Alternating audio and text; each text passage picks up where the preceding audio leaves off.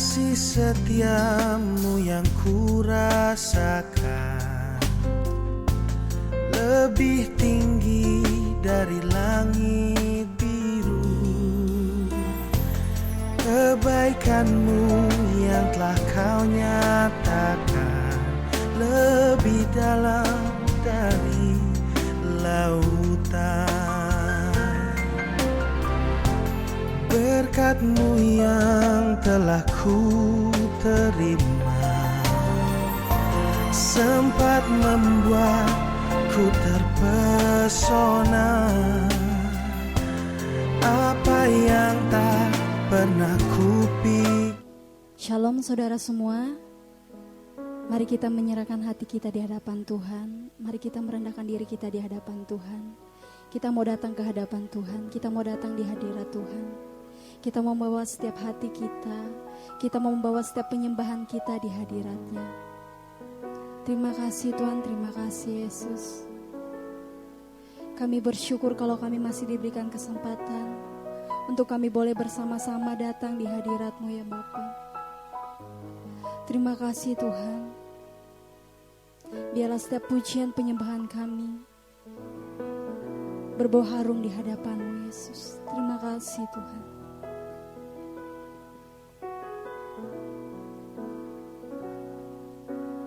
Yesus, kemuliaan-Mu pulihkan hatiku.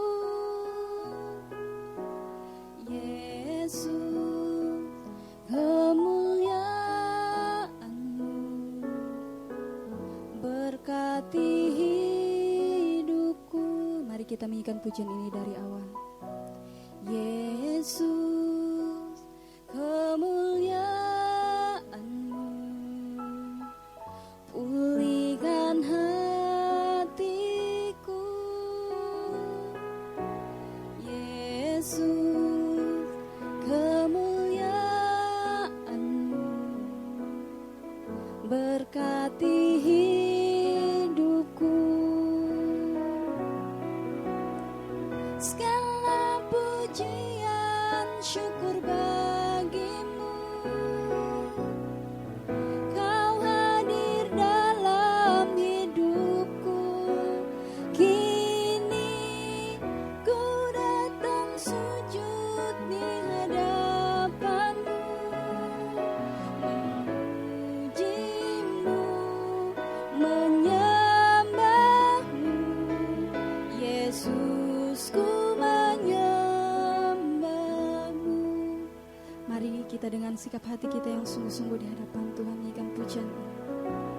Yesus, kemuliaan-Mu pulihkan hatiku. Yesus, kemuliaan-Mu berkati hidupku. Segala pujian syukur bagi-Mu. Kau hadir dalam hidupku. Kini ku datang sujud di hadapan-Mu, memuji-Mu, menyembah-Mu. Yesus, ku menyembah-Mu. Kami menyembah Engkau Tuhan. Terima kasih. Yesus, kemuliaan-Mu pulihkan hatiku. Yesus, kemuliaan-Mu berkati hidupku. Segala puji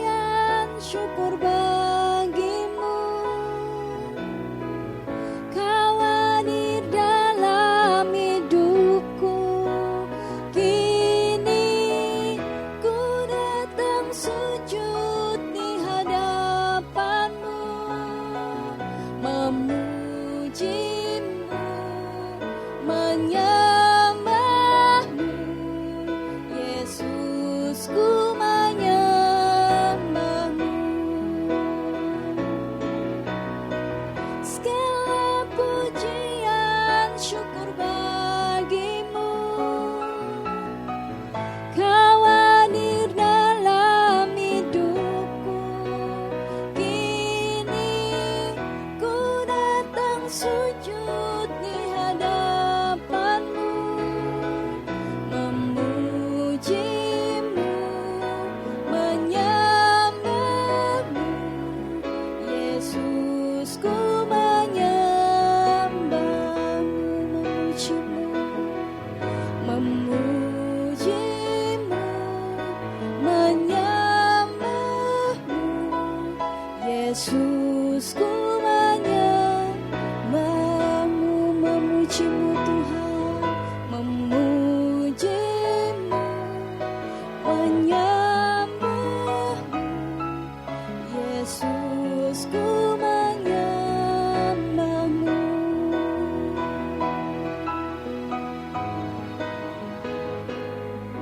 Kami menyembahmu Tuhan, haleluya. Terima kasih Tuhan. Biarlah setiap hati kami menyembah Engkau Tuhan. Kami mau memuji Engkau Yesus. Mari saudara-saudara kita merendahkan hati kita di hadapan Tuhan. Kita mau meninggikan Tuhan, sebab Dia Allah yang baik, sebab Dia Allah yang layak kita sembah. Terima kasih Tuhan, terima kasih Yesus, sebab Engkau Allah di atas segala Allah, Raja di atas segala raja. Terima kasih Tuhan, terima kasih Tuhan. Kami menyembahmu Tuhan. Terima kasih, sebab Kau yang memulihkan setiap hidup kami Tuhan. Haleluya. Kami menyembahmu Yesus. Terima kasih, Kau yang menyelidiki setiap hati kami Yesus.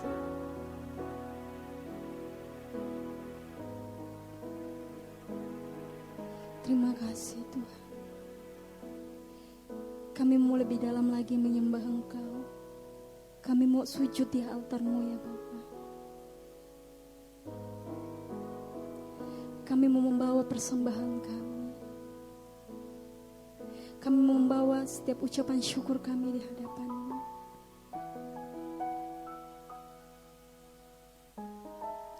Terima kasih Tuhan. Kau Allah yang layak kami sembah. Kau yang akan menanggung setiap beban kami.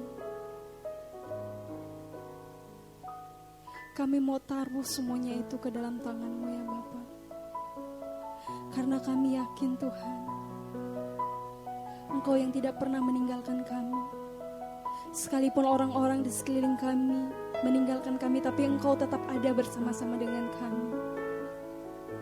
Engkau tetap ada menuntun setiap langkah kami. Dalam keadaan apapun, dalam keadaan seberat apapun itu. Terima kasih Tuhan. Terima kasih Yesus.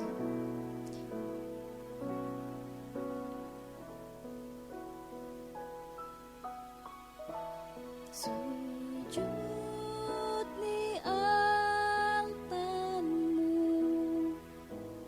ku bawa hidupku, ku terima anugerah-Nya, Dia ampuniku dan bebaskanku. Dia ubah hidupku, barui hatiku. Sesuatu terjadi saat datang di altar-Nya. kasih Tuhan. Bila hati terasa berat, tak seorang pun mengerti bebanku. Ku tanya Yesus, apa yang harus ku buat? Dia berfirman, mari datanglah.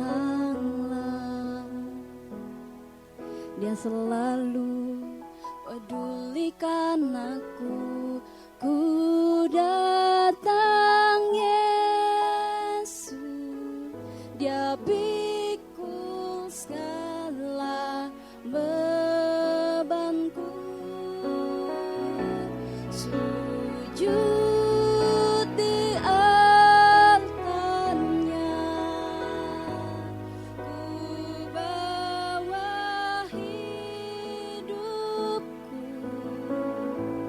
Ku terima anugerahnya, Dia ampuniku dan bebaskanku. Dia ubah hidupku, barui hatiku. Sesuatu terjadi saat datang di altarnya. Mari sekali lagi kita menyanyikan pujian ini dengan sikap hati kita yang sungguh-sungguh di hadapan Tuhan. Terasa berat, tak seorang pun mengerti bebanku. Ku tanya Yesus, apa yang harus ku buat? Dia berfirman, mari datanglah. Dia selalu pedulikan aku. Ku datang Yesus, Dia pikul segala bebanku. Sujud di altarnya, ku bawa hidupku. Ku terima anugerahnya, Dia ampuniku dan bebaskanku. Dia ubah hidupku, barui hatiku. Sesuatu terjadi saat datang di altarnya. Kesembuhan terjadi, kesembuhan terjadi, kelepasan terjadi, kelepasan terjadi, pemulihan terjadi. Terjadi saat datang di altarnya.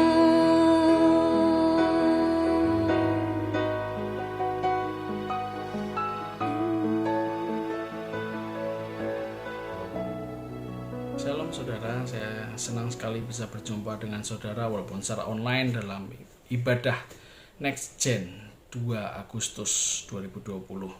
Nah, sebelum kita mulai firman Tuhan hari ini, mari saya ajak kita semua untuk sama-sama kita berdoa.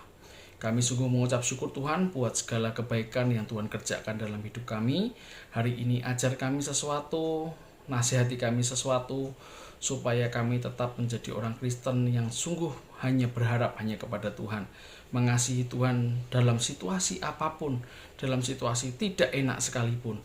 Kami percaya Tuhan turut bekerja di dalam segala hal untuk mendatangkan kebaikan bagi kami semua yang mengasihi Tuhan.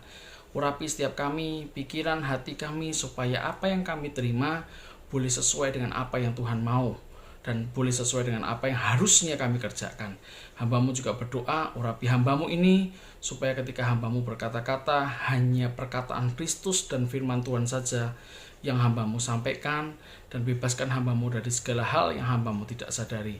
Engkau berdaulat penuh, Engkau menguasai seluruhnya, dan kami percaya hadirat Tuhan ada atas setiap kami dimanapun kami berada. Terima kasih Tuhan Yesus, terima kasih. Di dalam nama Yesus kami berdoa dan mengucap syukur. Haleluya. Amin. Ya. Hari ini saya memberikan tema buat kita semua, Finest Quality of a Christian.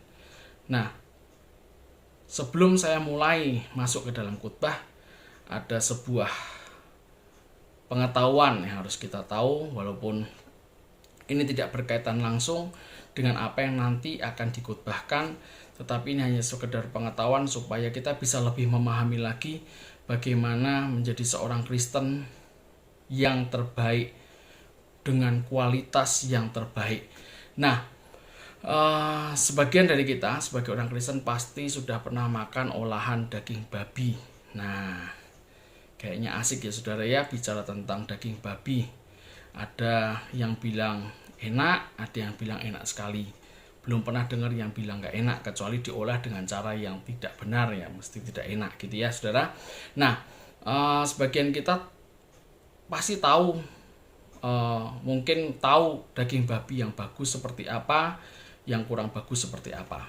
Nah, tetapi yang cukup membuat kita kaget, membuat saya kaget terlebih dahulu gitu ya, bahwa ada daging babi yang hanya paha bagian belakang babi itu berharga 4.500 US dollar. Nah, kok bisa hanya paha bagian belakang seekor babi berharga sampai dengan 4.500 US dollar. Nah, mari kita akan lihat bagaimana kok bisa semahal itu gitu saudara ya. Yang pertama adalah jenis babinya. Nah, jenis babi yang dikembangbiakkan adalah jenis spesial, yaitu jenis Black Iberian Pig atau yang asalnya dari babi hutan. Jenis ini sudah dikenal sejak tahun 77 oleh seorang penulis yang asalnya dari Roma dan bernama Pliny the Elder. Nah, orang ini mengakui daging ini punya kualitas rasa yang sangat enak. Bahkan menurut cerita juga Christopher Columbus dalam perjalanannya yang kedua, dia juga membawa babi jenis ini. Nah, yang kedua, kenapa babi ini bisa begitu mahal? Yang kedua adalah habitat babinya. Nah, Black Iberian Pig ini dikembangkan di pegunungan Dehesa dengan cuaca yang buruk, artinya sangat dingin di sana, dengan kondisi lingkungan yang sangat keras dan tidak menentu, serta lingkungan yang susah dijangkau. Dalam 1 hektar saja hanya boleh ada 2 ekor babi yang boleh ada di situ. Nah, tetapi di daerah Dehesa ini kaya akan kacang-kacangan, buah zaitun, buah beri, apalagi biji pohon oak atau dalam bahasa Indonesia egg.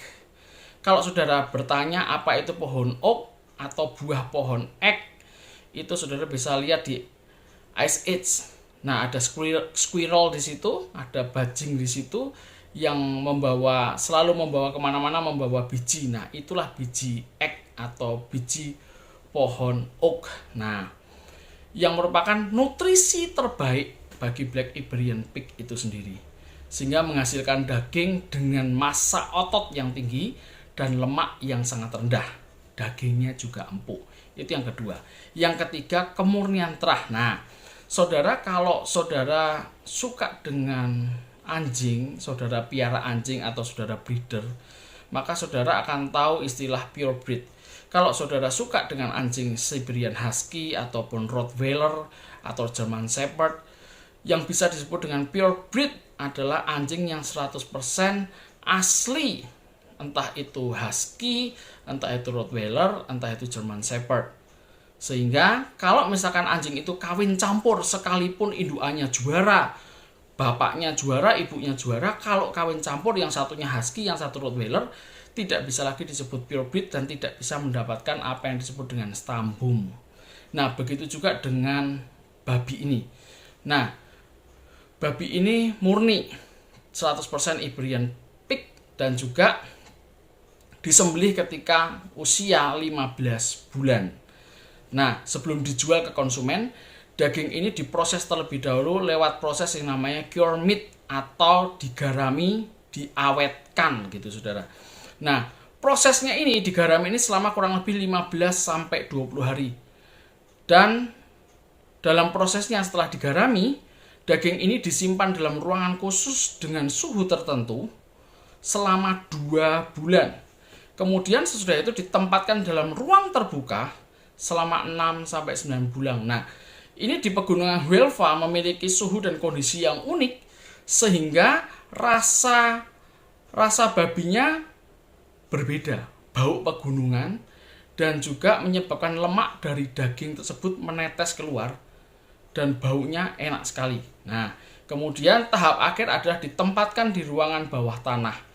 Untuk mendapatkan hasil yang terbaik bisa disimpan selama 2 sampai 4 tahun tergantung berat babi pada saat disembelih. Nah, begitu kita lihat cerita tentang babi ini supaya kita juga menambah pengetahuan juga, dan dengan cerita pengetahuan ini saya tidak bermaksud untuk mengatakan kita ini babi, sama dengan babi atau yang lain, tidak, tetapi saya ingin supaya kita lebih mudah memahami bagaimana menjadi orang Kristen dengan kualitas yang terbaik.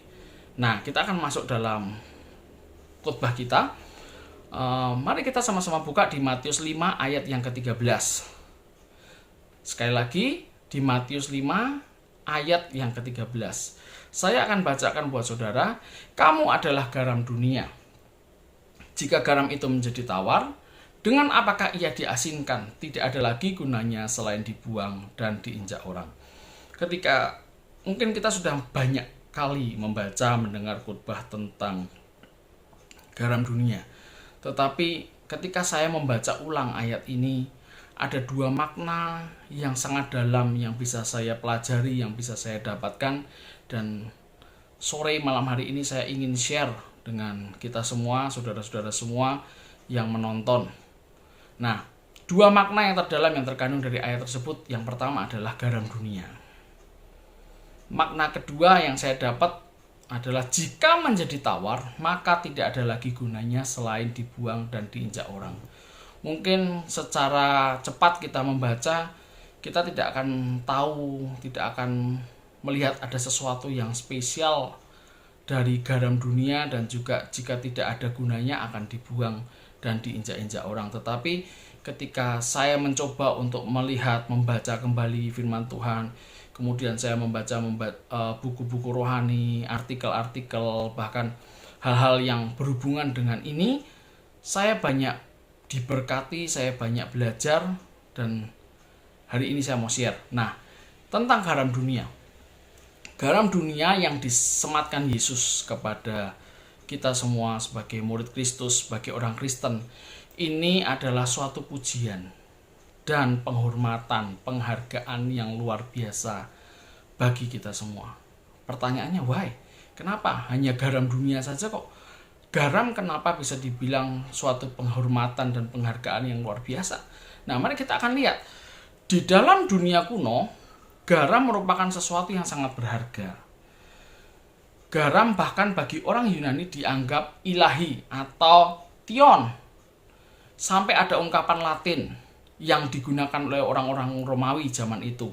Tidak ada sesuatu yang lebih berguna daripada matahari dan garam. Sekali lagi, tidak ada sesuatu yang lebih berguna daripada matahari dan garam. Nah, pada zaman Yesus, garam ini dihubungkan dengan 3 hal. Kita simak sama-sama. Yang pertama, kemurnian. Jadi garam ini berbicara tentang kemurnian. Garam pada zaman itu, jangan kita bayangkan seperti zaman sekarang, garam seperti kalau kita makan atau seperti kita masak, kita ambil garam dapur warnanya putih, bahkan kalau kita beli di pasar itu bentuknya gumpalan kotak-kotak gitu ya saudara ya. Zaman dahulu garam itu bentuknya jernih seperti kristal. Garam seperti ini itu dianggap sebagai barang yang precious gitu ya saudara, barang yang sangat mahal, sehingga bagi orang Romawi garam dianggap sebagai benda yang paling bersih dan paling murni karena dihasilkan dari matahari dan air laut. Nah, jadi jika kita dikatakan murid Kristus sebagai garam dunia, maka kita harus menjadi contoh dalam hal kesucian dan kemurnian. Dalam hal apa saja kita harus menjadi contoh dalam kesucian dan kemurnian. Nah, yang perlu kita pahami bersama, yang banyak orang Kristen lupa, yang menjadi contoh bagi kita selama kita hidup adalah Yesus. Yang menjadi panutan dalam hidup kita harusnya Yesus. Jadi standar yang kita pakai untuk menjaga kemurnian dan kesucian hidup kita harusnya adalah Yesus. Nah, kita akan lihat, jika kita mengamati dunia sekarang, sudah banyak sekali kemerosotan moral, bahkan kemerosotan kejujuran, kemerosotan dalam hal sopan santun dan lain sebagainya. Kita dalam hal ini diharapkan, diminta untuk jangan terpengaruh dengan hal-hal seperti itu. Nah, contoh saja yang paling simpel untuk bisa kita pahami bersama. Jika kita di luar sana banyak orang-orang yang sudah tidak bisa menjaga kejujuran, apakah kita sebagai orang Kristen bisa menjaga kejujuran dan tetap jujur, punya standar yang tinggi tentang kejujuran, supaya kita tetap bisa dipercaya oleh siapa saja? Nah, ketika saudara sudah mulai dewasa dan sudah mulai punya pacar, pasangan, gebetan, atau apapun lah, apakah kita bisa menjaga kemurnian hati kita untuk tetap menjaga kekudusan sampai nanti kita diberkati dalam pernikahan kudus? Apakah kita bisa tetap menjaga hubungan baik kita dengan calon mertua kita? Kita tetap bisa menghormati mereka, menghargai mereka apa adanya. Ini sesuatu yang sudah mulai langka hari-hari ini. Bahkan mungkin kita dengar di media sosial, bahkan di pemberitaan media-media yang ada sekarang, baik TV maupun online, kita bisa lihat anak-anak kecil sudah banyak yang hamil, umur 13 sudah hamil. Nah, ini menjadi lama-kelamaan ini menjadi sesuatu yang wajar. Orang tidak mulai lagi malu untuk terang-terangan mengatakan bahwa hamil di luar nikah. Padahal beberapa tahun yang lalu ketika saya masih sekitar umur 17-20 tahun, orang yang ketahuan hamil sebelum nikah atau menghamili anak orang sebelum menikah, itu malunya minta ampun. Mereka bahkan menggunakan banyak cara untuk menutupi supaya tidak ketahuan. Nah, tapi hari-hari ini sudah sangat berubah. Hamil di luar nikah merupakan hal yang wajar. Bahkan pemain bola, kalau saudara suka dengan bola, nonton bola, hampir sebagian besar dari mereka punya anak dulu sampai 2-3 baru melangsungkan pernikahan dengan santainya. Nah, jadi yang pertama berbicara tentang kemurnian hidup kita, kesucian hidup kita. Kemudian yang kedua berbicara, garam itu berbicara tentang pengawet. Bukan berarti kita menjadi pengawet dalam hal lain-lain, tetapi di zaman dulu bahkan sampai sekarang garam dipakai untuk mengawetkan daging. Nah, daging segar jika dibiarkan terus di luar tanpa dimasukkan ke kulkas atau di freezer, maka dalam 2-3 hari sudah mulai rotten atau membusuk. Nah, jika daging itu mulai dibaluri dengan garam, dengan proses seperti yang tadi saya ceritakan tentang Black Iberian Pig tadi, di cured meat, maka daging itu bisa bertahan sampai bertahun-tahun. Nah, apa fungsinya kita sebagai orang Kristen dikatakan sebagai pengawet? Jika kita murid Kristus dikatakan sebagai garam dunia, maka artinya kita harus menjadi semacam antiseptik bagi dunia ini. Karena artinya apa antiseptik? Artinya gini, kita menghambat busuknya, rottennya dunia ini, dan kita bisa mengubah menunjukkan sifat baik kita sebagai orang-orang Kristen dengan kualitas yang tinggi, kita bisa mengubah orang yang tadinya buruk menjadi baik. Saya masih ingat perkataan beberapa hamba Tuhan, termasuk apa yang papa saya sempat katakan. Orang bisa dilihat sifatnya kalau orang itu ditaruh di satu tempat. Dan kalau dia ada di satu tempat itu, dia membuat tempat itu menjadi on fire, maka orang itu begini. Tetapi jika orang itu ditaruhkan dalam satu komunitas, satu tempat, dan kehidupan orang-orang di sekitarnya mulai menurun, maka orang itu punya kualitas yang kurang baik. Maka dari itu, sebagai orang Kristen, kita bisa menjadi antiseptik, yang bisa diartikan bahwa kita sebagai orang Kristen harusnya bisa mempengaruhi banyak orang dengan standar kehidupan yang tinggi. Nah, kita bisa lihat bahwa ada orang-orang yang suka sekali mendengar perkataan-perkataan yang jorok, kemudian menonton film-film dewasa. Ada juga orang yang suka dengan mendengar, membaca majalah-majalah dewasa. Tetapi juga ada beberapa orang yang tidak suka dengan hal-hal seperti itu. Nah, kita harusnya bisa menjadi contoh, berkata kepada setiap orang, menunjukkan dengan sikap kita bagaimana kehidupan sebagai orang Kristen yang seharusnya. Sehingga jika kita bisa menjadi contoh atau model buat orang lain, dan orang lain itu bisa berubah menjadi lebih baik, engkau sedang berfungsi menjadi garam dunia. Nah, kemudian yang ketiga, memberi cita rasa terhadap banyak hal. Nah, dari kedua hal yang kita baca tadi di atas, yang saya sampaikan di atas, yang paling penting atau makna yang terpenting dari garam dunia adalah kita dapat dan sanggup menjadi bumbu utama dan pemberi cita rasa dalam setiap masakan. Nah, kata sebuah iklan beberapa waktu lalu sih, nggak ada lo nggak rame. Nah, ini juga harusnya disematkan dalam kehidupan kekristenan kita. Nah, jadi kita seharusnya dengan adanya kita bisa memberikan makna yang baru dan keharuman pada kehidupan. Kekristenan seharusnya bisa memberikan dampak, bisa menjadi berkat dimanapun kita berada. Nah, apapun yang terjadi dalam dunia ini, jika kita punya kualitas yang baik, kita punya kualitas dengan standarnya Yesus, maka saya percaya dimanapun sudah ditempatkan, seburuk apapun lingkungan yang ada di sekitar kita semua, kita bisa mempengaruhi, kita bisa mengubah keadaan sehingga lingkungan kita menjadi semakin baik dan semakin baik dan semakin baik. Nah, yang kedua, kenapa di situ dikatakan jika menjadi tawar, maka tidak ada lagi gunanya selain dibuang dan diinjak orang. Makna kedua yang saya dapat dari kata-kata ini, jika menjadi tawar maka tidak ada lagi gunanya selain dibuang dan diinjak orang. Nah, awal-awalnya saya merasa biasa saja, tapi setelah saya membaca beberapa artikel, saya membaca buku-buku rohani yang tentunya bisa dipercaya, saudara ya. Jadi di satu negara, di satu kota, nah itu di situ terdapat satu tempat, mereka punya rumah. Di rumah mereka pasti punya dapur. Nah, dapur mereka taruh di bagian luar. Nah, ketika mereka taruh dapur itu di bagian luar, mereka punya sebuah tungku dari batu yang alasnya ditaruh seperti batu bata, tapi dari tanah liat gitu ya, saudara ya, dilapisi oleh batu bata. Nah, di bawah batu bata itu ada garam, ditaruh garam di bawahnya. Nah, cukup tebal garamnya, sehingga fungsinya apa garam itu? Garam itu menjaga dan membuat tungku itu tetap stabil panasnya.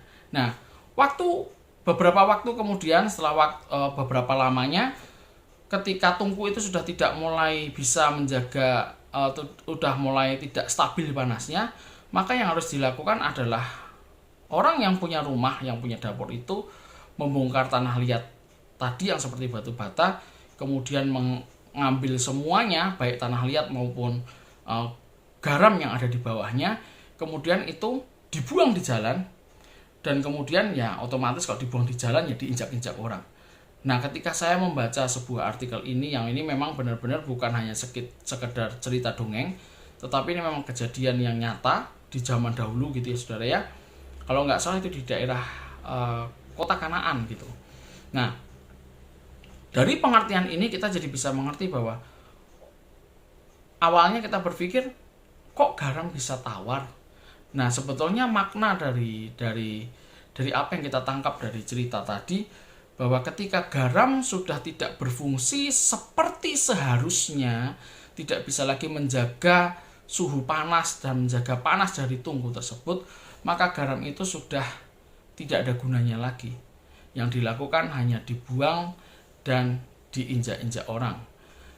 Bisa dikatakan juga bahwa garam itu sudah kehilangan kemampuan untuk menjaga panas dari tungku tersebut.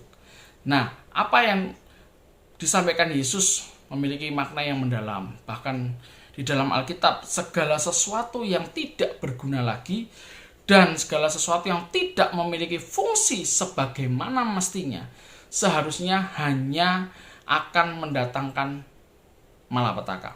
Sekali lagi, segala sesuatu yang tidak berguna lagi dan tidak memiliki fungsi sebagaimana seharusnya hanya akan mendatangkan malapetaka. Saya tidak sedang menakut-nakuti kita semua yang ada di sini, tetapi ini fakta bahwa jika memang sudah tidak berguna lagi, tidak berfungsi sebagaimana mestinya, maka itu hanya akan mendatangkan murka Tuhan. Nah, hari ini firman cukup keras walaupun banyak hal yang kita pelajari, tapi mari kita lihat bahwa jika kita tidak berfungsi seperti sebagaimana seharusnya sebagai garam dunia, maka kita hanya akan dibuang dan diinjak-injak orang. Sebagai penutup, saya melihat membaca artikel juga, saudara ya. Ada beberapa gereja dan beberapa sinagog yang menurut saya secara aneh sih menerapkan ayat yang kita baca tadi dengan secara letterlock gitu ya. Jadi jika ada orang Kristen atau orang Yahudi yang tadinya Kristen sungguh-sungguh, jadi orang yang sungguh-sungguh dalam Tuhan, kemudian murtad meninggalkan Tuhan, lalu ingin berbalik, bertobat, kembali lagi, maka sebelum orang itu bisa diterima sebagai anggota dari gereja atau sinagog tersebut, yang harus orang itu terima sebagai pendisiplinan adalah orang itu wajib tidur terlentang di depan pintu gereja.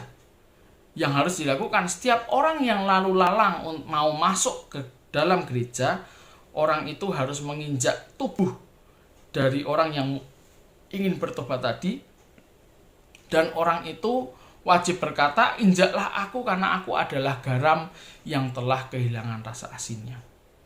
Tentunya untuk saat-saat ini, di zaman ini sudah tidak relevan saudara untuk melakukan itu semua karena itu kejam. Tetapi mari kita lihat, kalau kita memang tidak bisa berfungsi lagi sebagaimana mestinya kita sebagai garam dunia, maka jelas firman Tuhan mengatakan tidak ada lagi gunanya selain diinjak-injak orang, dibuang dan diinjak-injak orang. Maka mari kita berfungsi sebagai garam dunia, jaga kemuliaan hidup kita menjadi antiseptik bagi dunia ini, dan fungsinya mempengaruhi dan memulihkan banyak kehidupan orang-orang yang saat ini sudah hidup dalam kegelapan, yang saat ini hidup dalam kemerosotan moral, yang saat ini hidup dalam kemerosotan kejujuran, dan banyak lagi kemerosotan-kemerosotan yang kita lihat, kita rasakan dalam dunia ini yang sekarang kita hidupi. Maka dari itu, ayo berfungsilah sebagaimana mestinya, sehingga tidak dibuang dan diinjak-injak orang. Doa saya, jadilah finest Christian, orang-orang dengan hati yang diperbarui, orang-orang dengan standar kekristenan yang tinggi, finest quality of a Christian. Mari saudara, kita akan masuk dalam perjamuan kudus. Kita akan mengingat ayat ini. Sebab setiap kali kamu makan roti ini dan minum cawan ini, kamu memberitakan kematian Tuhan sampai Ia datang. Perjamuan kudus adalah perjamuan Tuhan Yesus sendiri. Setiap kali kita masuk dalam perjamuan kudus, Tuhan Yesus selalu berkata, biarlah ini menjadi peringatan akan daku. Karena itu mari arahkan hati saudara kepada kebaikan Tuhan. kita akan mengingat kebaikan Tuhan. Mari tundukkan kepala. Tuhan, siapakah kami ini sebelum kami mengenal Engkau? Kami semua orang berdosa. Upah dosa adalah maut, mati. Tapi Engkau yang tidak berdosa telah dijadikan dosa oleh karena kami. Engkau harus turun dari surga mulia, mati kami dengan penderitaan yang luar biasa. Sungguh betapa baiknya Engkau ya Tuhan. Engkau jadikan kami sebagai anak-anak-Mu. Engkau tuntun, Engkau bela, Engkau lindungi, Engkau tegur kalau kami salah, Engkau sembuhkan kami. Tuhan, itu Engkau ya Abah, itu Engkau. Saudara, Tuhan akan memberkati saudara melalui perjamuan kudus. Tapi Tuhan mau kita makan dan minum dengan cara yang benar. Oleh karena itu sekarang masing-masing berdoa. Introspeksi, lihat keadaan dirimu masing-masing.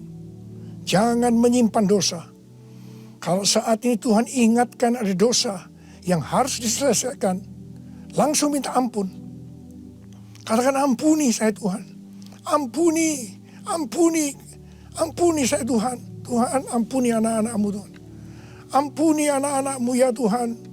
Layakkan kami untuk masuk dalam perjamuan kudus hari ini. Betapa baiknya Engkau ya Tuhan di tengah-tengah pandemi ini. Engkau terus menyertai kami anak-anak-Mu. Terima kasih Bapa. Kami akan masuk dalam perjamuan kudus dengan hati yang penuh ucapan syukur. Dalam nama Yesus. Amin. Sekarang mari angkat roti di tangan kanan saudara tinggi-tinggi. Sebab apa yang telah kuteruskan kepadamu telah aku terima dari Tuhan. Yaitu bahwa Tuhan Yesus pada malam waktu ia diserahkan mengambil roti. Dan sesudah itu ia mengucap syukur atasnya. Dia memecah-mecahkannya dan berkata, inilah tubuhku yang diserahkan bagi kamu. Perbuatlah ini menjadi peringatan akan aku. Saudara yang kasih Tuhan, bukankah roti yang kita pecah-pecahkan ini adalah persekutuan kita dengan tubuh Kristus? Mari kita makan dalam nama Yesus.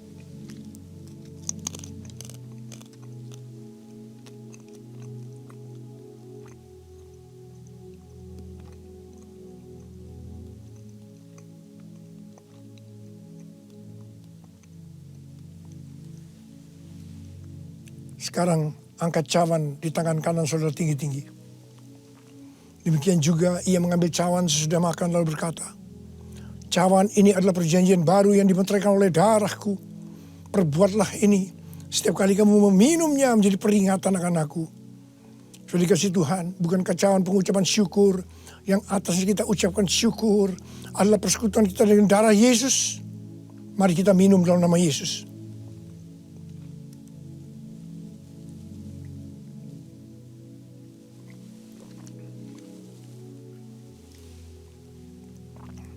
Mari, angkat tangan saudara. Ucapan syukur. Dengan suara, jangan diam. Tuhan, kami terima kasih ya Tuhan. Kami bersyukur ya Tuhan, terima kasih. Terima kasih ya Tuhan. Kami bersyukur buat kebaikan Tuhan. Kami bersyukur buat kebaikan Tuhan. Oh, terima kasih. Terima kasih Yesusku, terima kasih Yesusku. Puji syukur hanya bagi Tuhanku. Terima kasih Yesusku, terima kasih Yesusku. Puji syukur hanya bagi Tuhanku. Puji syukur hanya bagi Tuhanku. Puji syukur hanya bagi Tuhanku.